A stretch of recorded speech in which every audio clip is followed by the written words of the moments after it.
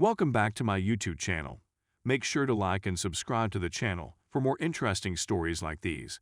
Now, let's get into today's story video. My ex-wife dropped back into my life after 6 years. My ex and I met in college and were passionately in love for 4 years. After graduating in 2010, I married. I discovered her in a year-long romance with a colleague in 2013. I was devastated. She said they loved one another, were soulmates, didn't intend to harm anybody, and so on. Only 3 months later, we divorced. I was devastated. Worst period of my life. I was in mourning for nearly a year. They got married, according to what I've heard. I grew tired of being sad one day, so I let go of her totally in my heart, got off my buttocks, and actually went on. I'm a programmer by trade, and I opted to work as a pre-sale solutions consultant for one of the world's largest software businesses. The job has been amazing. I've gone all around the globe, every continent as well as all of the main cities. Life has been an incredible trip. I never dated seriously or were married. I'm not against casual dating and have dated gorgeous ladies from all around the world. After my marital experience, I determined that wasn't my route and have been content ever since. Sometimes lonely, particularly around the holidays, but mostly content. I'd had enough of traveling for a time, so I moved positions and am now stationed in a big city in the United States. On a Saturday morning, I'm sitting at a restaurant having breakfast and reading the news, Facebook, Reddit, and so on, when someone asks, my name? Oh my goodness. The voice sounded like one of my female coworkers, so I glanced up to say hello, and my mouth fell. It's my ex-wife calling. I'm almost 2,000 miles away from our former hometown, haven't seen her in nearly 6 years, yet she's still there. I was taken aback. All I could say was hello. I hate to admit it, but she was stunning. She complimented me on my appearance. She inquired if I was busy and said that she didn't want to disturb me, but would want to speak with me. Sure, I replied. We ended up conversing for more than 2 hours and continued for a couple more hours when we went for a stroll in a nearby park. We were making small conversation about common friends and my trip adventures from over the world, except for the elephant in the room. She eventually asks whether I've remarried at any time. No, I answered, once was enough. That appeared to make her unhappy. We walked for almost a minute in silence before she began. I have to express that I'm really sorry for what I did to you. You didn't earn it. It was terrifying and has been with me ever since. There was nothing wrong with you. I stated you married someone else after falling in love with them. That was something I couldn't stop you from doing. I wanted you to be content.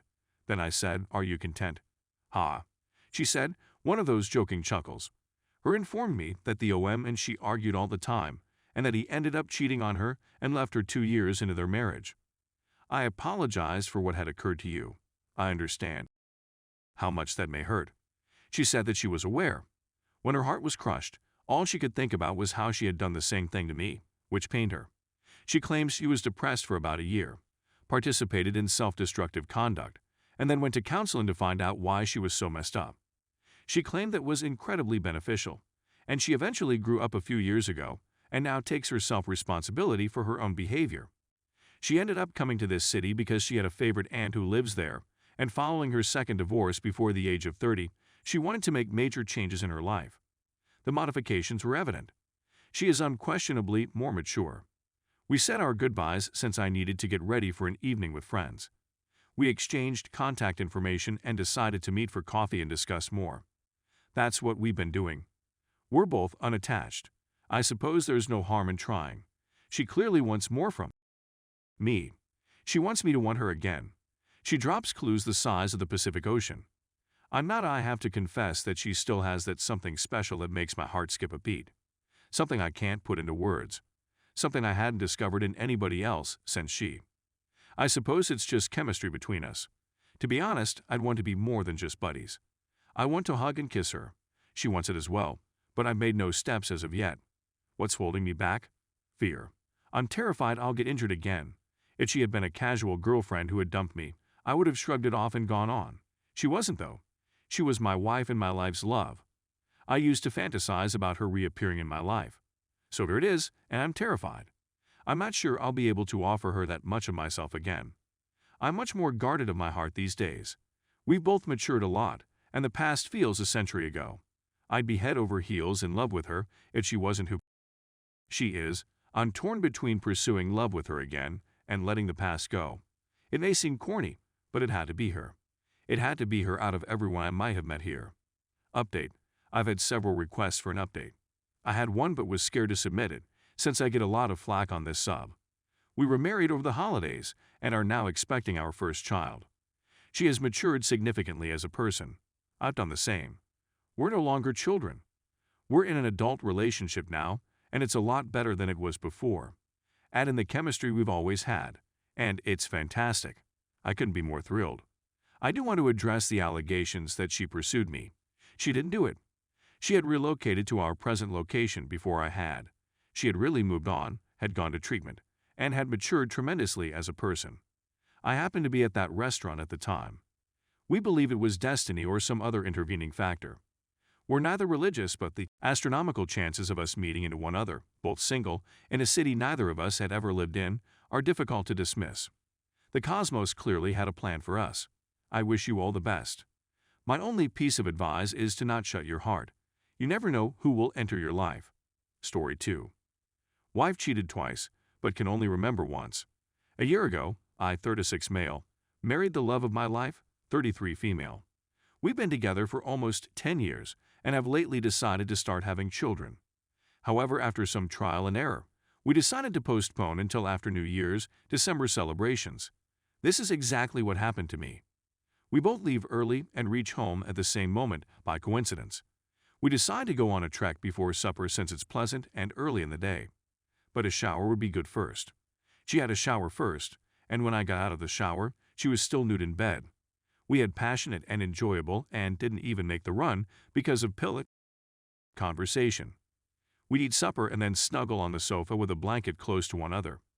She is a huge lover of various TV series that I dislike, so I'm sitting with a laptop and Netflix open at the same time. She is texting her buddies while watching TV. We're always like this, but after a nice afternoon, we're sitting particularly close to one another. She is unaware, however, that now that my episode is over, I can readily view her smartphone screen and see what she is typing. I saw my name in her messages, as well as the phrase, "she is feeling so bad." I can't recall the first time, she says, but the second time was my fault. I received some information, but I'm not sure what's going on, but something isn't correct. At the same moment as she locks her phone, I shut my laptop. She freezes like a deer caught in headlights. I ask her if she has anything to say to me. No way. What if anything happened? If she realized I was listening in on her phone call because we are seated next to one another. No. Could you at least make up a lie? No. No. No. I stood up and exited the room. Normally, she would object to it in an argument, but she didn't even move.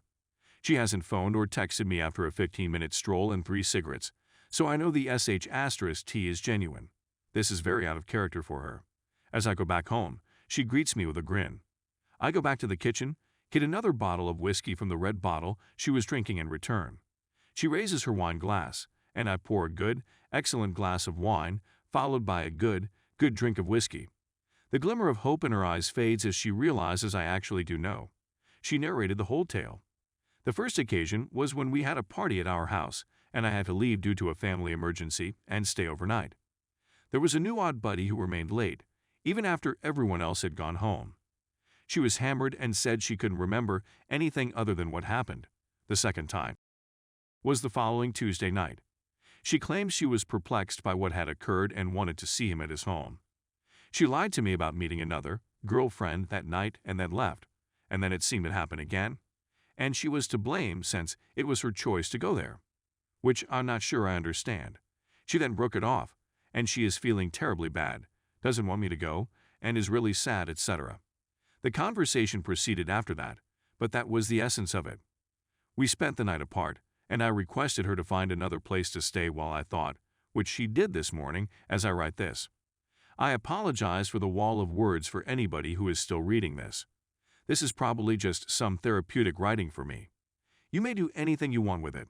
I just needed to get it off my chest. I'm going to take my time deciding what to do, and then see where it goes from there.